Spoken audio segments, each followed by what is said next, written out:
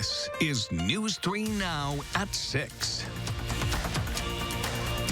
And thanks for joining us. We are watching for the potential for strong thunderstorms this evening. Let's check your first warn forecast with Chief Meteorologist Gary Canalti. Gary?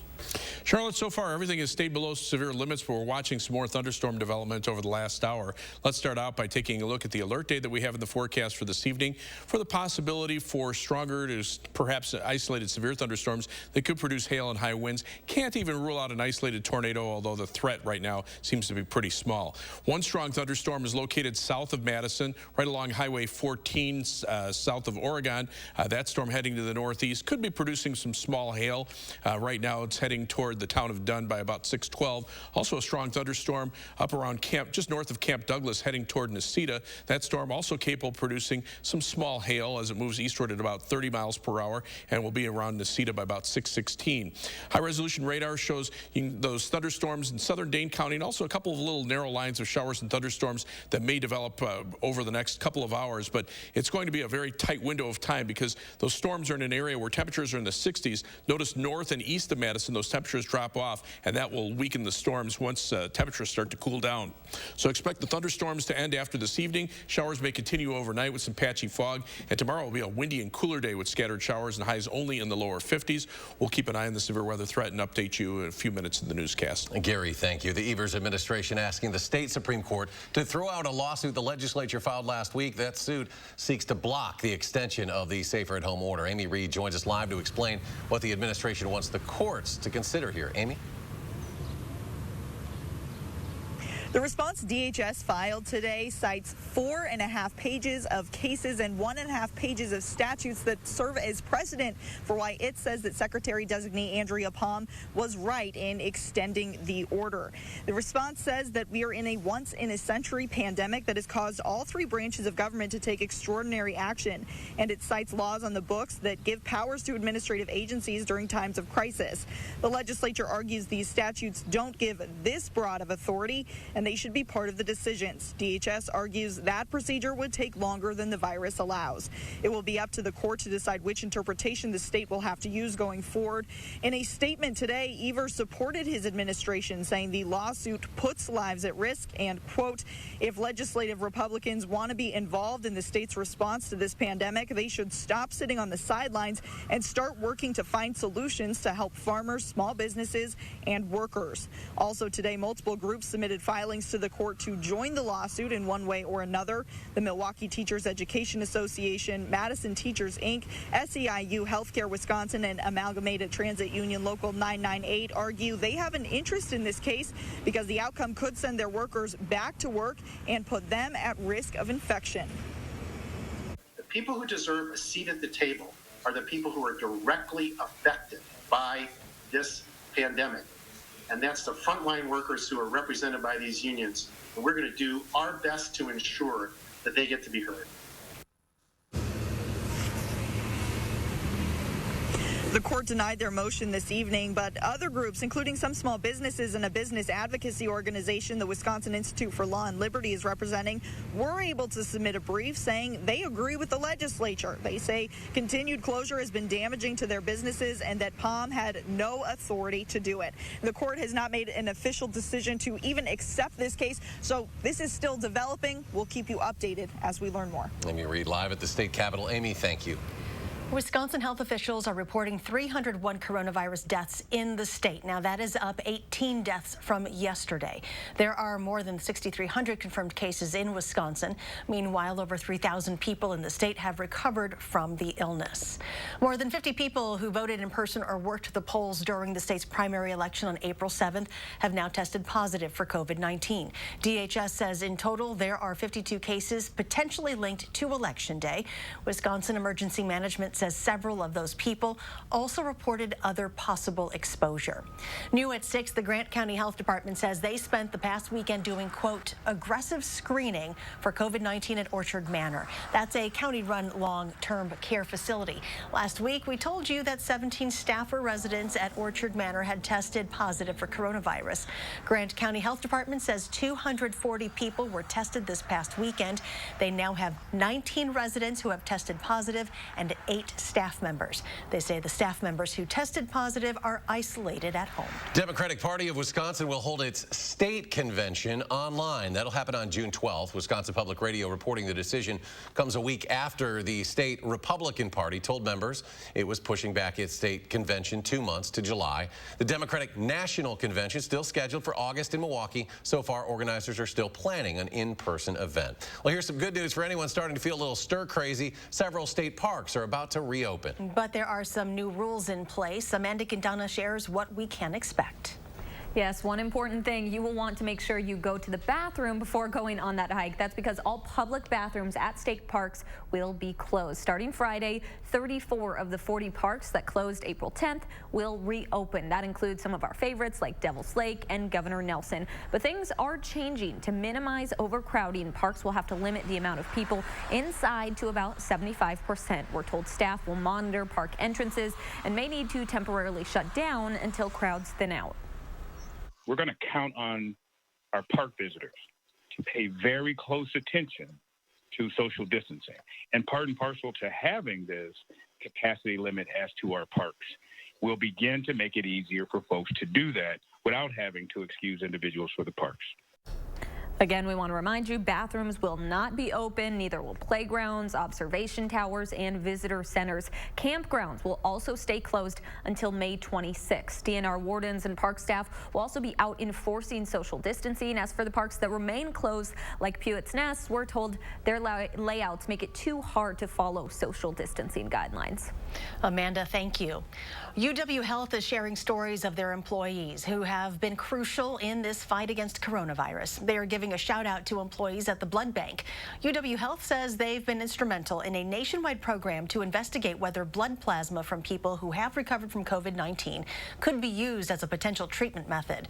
UW Transfusion Services professionals have been praised by leaders of the National Consortium of Hospitals for their efforts to move the clinical trial forward quickly and effectively. Typically, to bring in a brand new blood product with all its associated coding and all its associated computer work, it would take us on the order of 6 to 9 months to be able to bring up a brand new blood product. In this situation, we kind of had to create a all hands on deck, continuously working on it, and our computer specialist in the blood bank was able to bring up this brand new blood product in less than 2 weeks' time. Patients who have recovered from COVID-19 and would like to learn more about donating their plasma can email UW COVID-19 Project at hslc.wisc.edu.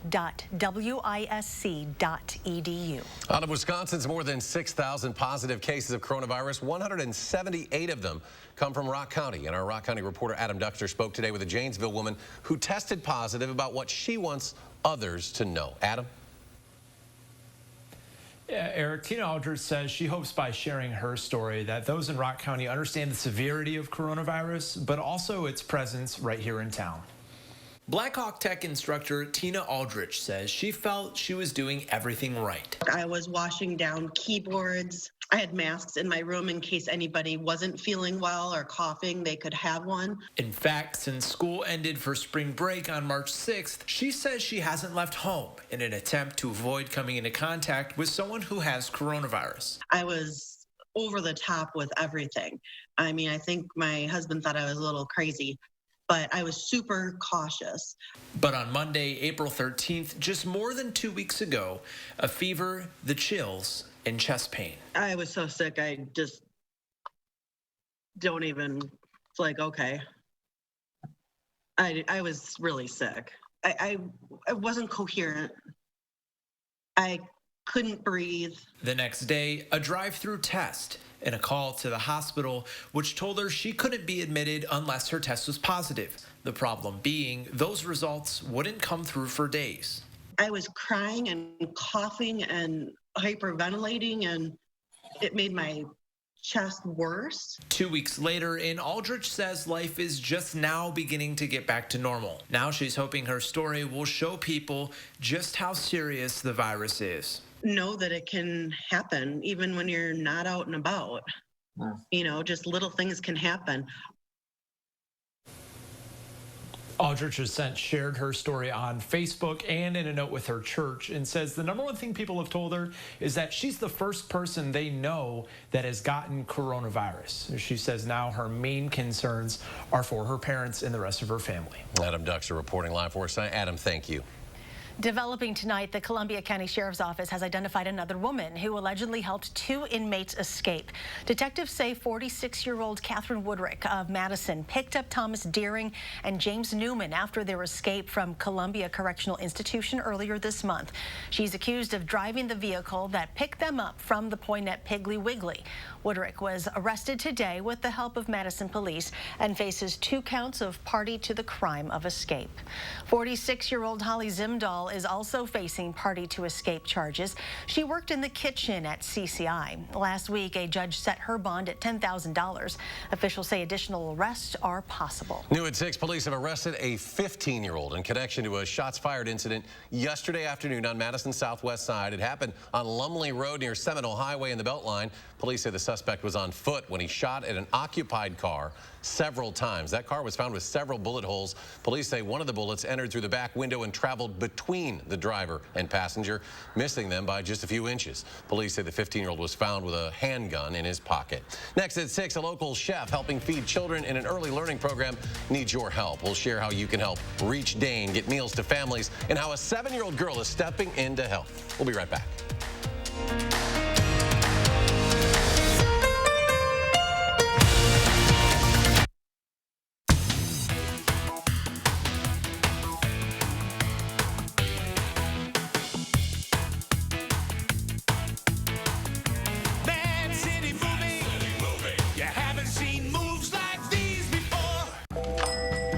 Yeah, sure. I'm a home builder. I go to Nuns.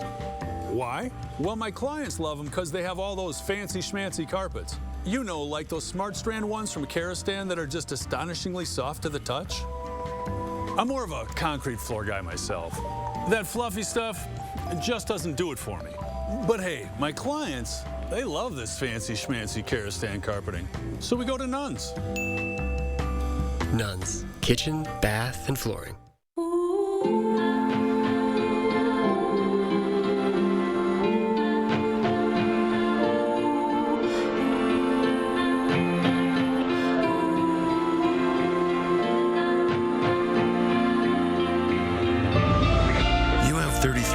Of memories in this house, the most valuable things you will ever own, and that is why we exist. For almost 50 years, we've built trust within our communities by making customer delight our top priority. That trust allows us to improve lives one home at a time. During this challenging time, we want to make sure your needs are being met without stress by offering 2-for-1 windows with no interest and no payments for 1 year. So go ahead, visit us online, or call now from the comfort of home. For quality windows, siding, and doors, call 866 for Feltco.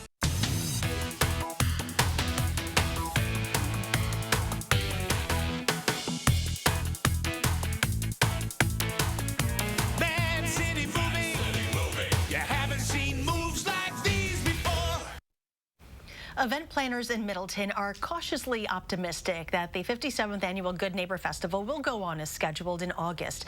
This year's festivities are scheduled for August 28th through the 30th. The plan is to have an open campus concept, which will allow visitors to consume alcohol on most of the grounds instead of limiting consumption to 2 beer tents. Event planners say this will help reduce crowding at the festival. Officials also say registration for the 5K and the Art and Craft Fair will be fully refunded if the festival is canceled. A program in Dane County that gives out meals to children is in need of more funding. The Reach Dane meal program normally serves 2 meals a day to children from birth to 5 years old.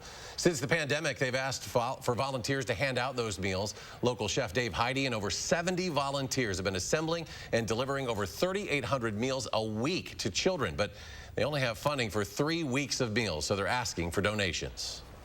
There's 250,000 people in the city of Madison, 350,000 in the surrounding area, if you include that as well.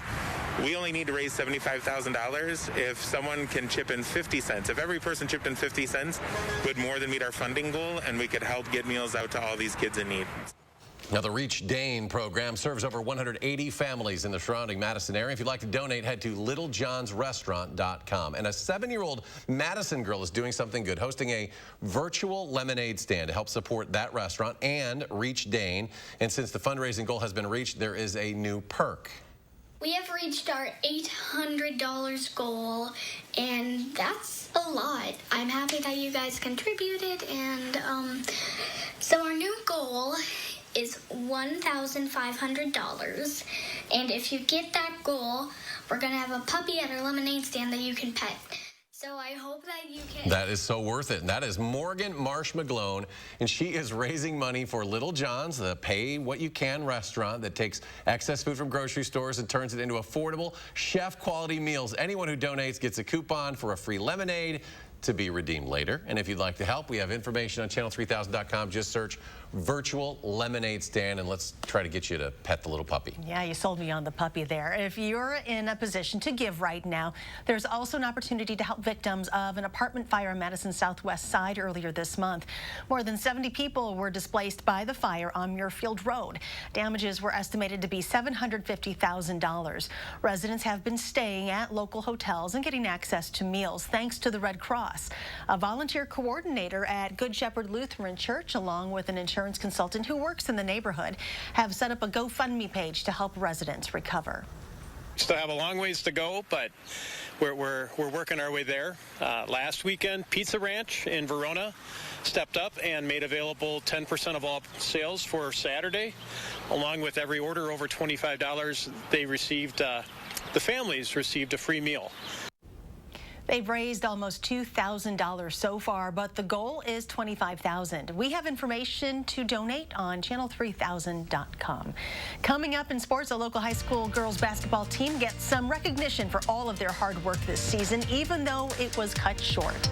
And Gary is tracking the possibility for strong thunderstorms this evening. He'll have your first warn forecast next.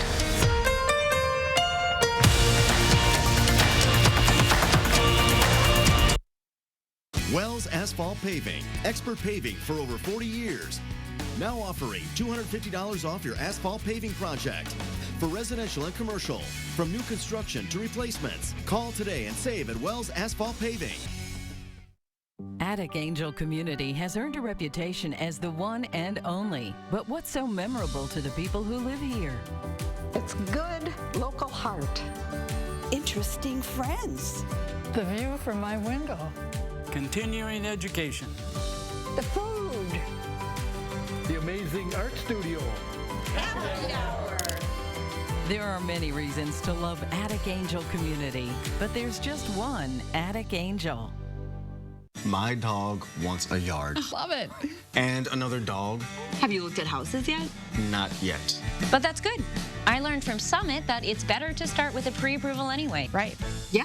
You can decide how much you're comfortable paying each month and then back into your price range. Oh, and start putting the difference between your rent and your future mortgage into savings. With Summit Credit Union, you might be more ready than you think. I think it's great. Summit helps people build confidence and knowledge to move forward. It's your money. Own it. Summit Credit Union. The way you get through hard times is to hold strong to your values. At Group Health Cooperative, our common values have sustained us for over 4 decades. Now is no different. We are here, in our clinics, but we want you to be safer at home. That's why GHC has more ways for you to get care anywhere, anytime, day or night. Be seen, be safe, be home. We will get through this together, and we will all get better together.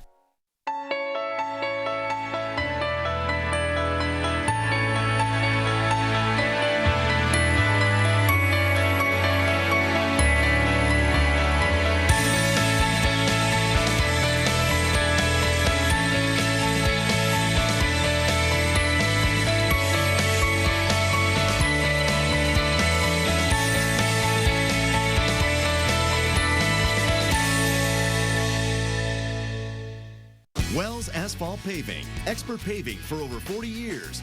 Now offering $250 off your asphalt paving project.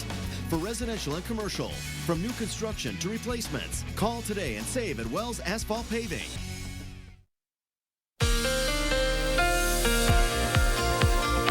We have an alert day in the the forecast for this evening for the possibility for an isolated strong to severe thunderstorm. The live view from the WISC Skycam looking toward the south-southwest shows a building shower and thunderstorm activity across the southern portions of Dane County.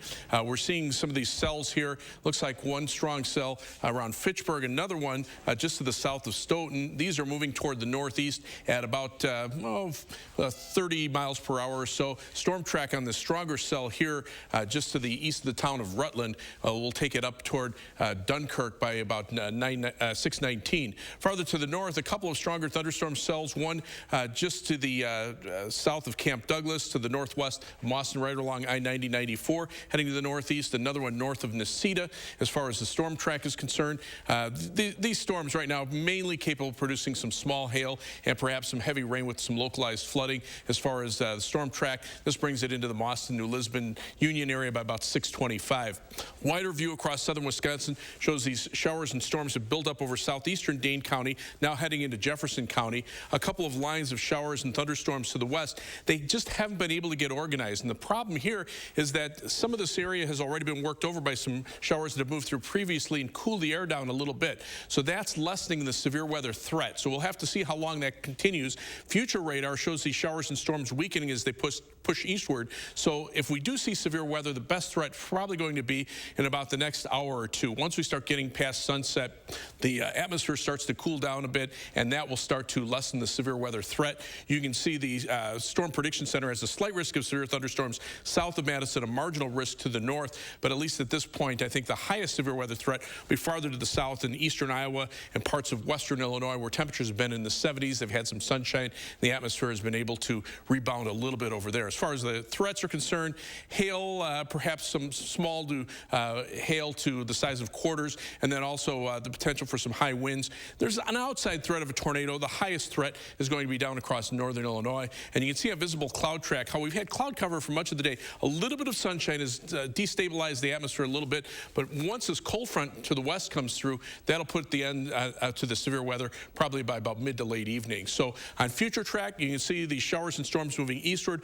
By 10 o'clock, they're east of Madison and starting to weaken. Then we're just looking for scattered showers overnight. The winds shift to the north, and that brings in cooler weather. Tomorrow, temperatures only go up a couple of degrees into the lower 50s with a brisk northerly wind. And otherwise, look for the showers to continue east of Madison tomorrow night and into at least Thursday morning, maybe parts of Thursday afternoon.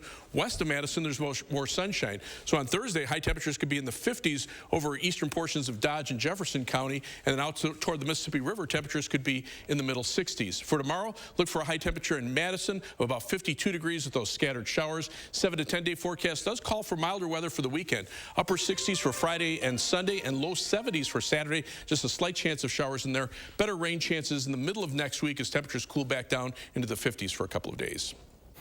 And coming up in sports, TJ Watt had his 5th-year option picked up. What that means for the former Badgers' paycheck and the Steelers' bank account. That's next on News 3 Now. News 3 Now First Warn Weather is brought to you by Lazy Boy Home Furnishings and Decor. Discover a shopping and design experience as comfortable as the furniture. Lazy Boy Home Furnishings and Decor. Schedule your free design consultation today. All right, here we go. On behalf of the physicians, nurses, and team members at Unity Point Health, we are giving you a collective prescription. Keep staying home. Keep staying home. Keep staying home. Staying home. Staying home. Keep staying home. Keep staying home. As a community, we can all work to keep each other safe. We'll show up for you. We will show up for you. We'll show up for you. You stay home for us. You stay home for us. Stay home for us. Stay home for us. No one goes all in on made-from-scratch freshness like Papa Murphy's. Because when you go all in, people notice. This game day, go all in with the new Triple Pep for just $10. Papa Murphy's. Change the way you pizza. Here at Weedman Lawn Care, we believe that your lawn should be a place where memories are made, a source of pride, relaxation, and fun for the whole family. That's why we proudly offer a child and pet-friendly program, so you can enjoy a healthier, greener, weed-free lawn without sacrificing peace of mind. Our program offers effective, targeted weed control, and our golf course quality fertilizer creates a beautiful outdoor space. So when your kids and grandkids deserve a Weedman lawn, trust the lawn care experts. Trust Weedman. Monona Plumbing and Fire Protection remains open to serve our customers and communities during these times of uncertainty. During Safer at Home, we've got you covered for all your plumbing service needs. Call us for help. We are here for you. More than 70 years ago, we at Festival Foods began serving this proud state, building strong relationships founded on trust, compassion, and our unwavering commitment to ensuring that you and your family feel at home every time you visit Festival Foods. It's times like these that remind us that family and home are what truly matter most. So we're using this moment just to let you know that Festival Foods is here for you, because family always looks after family. Be safe, Wisconsin. If your windows are more than 10 years old, they could be drafty, difficult to operate, or costing you money. The Champion family is here to help. Right now, get 40% off your new windows. Call now or learn more at getchampionwindows.com today.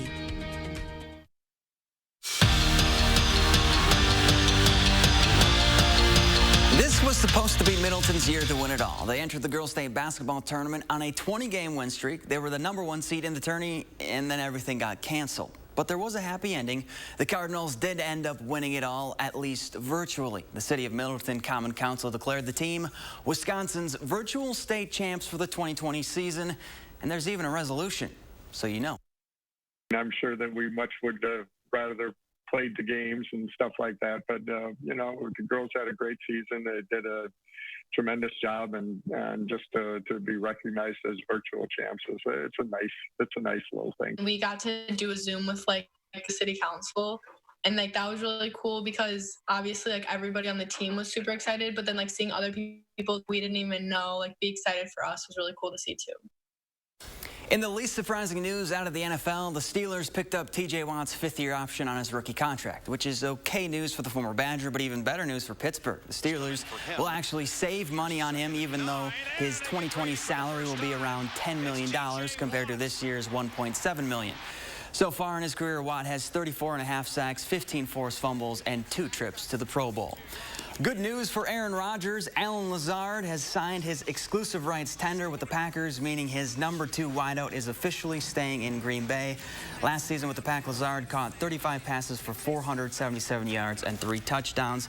You should expect him to have a breakout year this upcoming season.